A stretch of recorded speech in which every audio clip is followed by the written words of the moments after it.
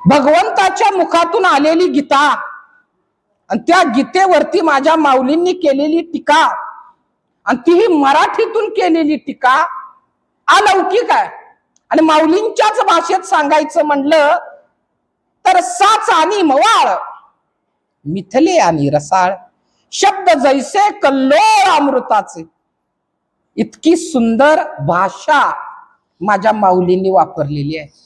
मी कायम सांगतो महाराज, आमच्या संप्रदायाला आई भेटली माऊलींच्या रूपानं आणि बाप भेटला तुकोबांच्या रूपानं. माऊलींची भाषा आईची भाषा आहे, साच आणि मवाळ.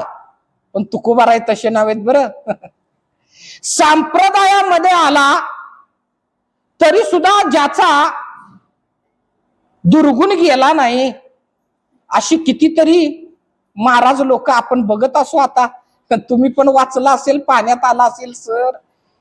केवळ कपाळाला बुक्का, गळ्यात माळ आणि पांढरं कापड घातली म्हणजे वारकरी झाला, माळकरी झाला नव बरं.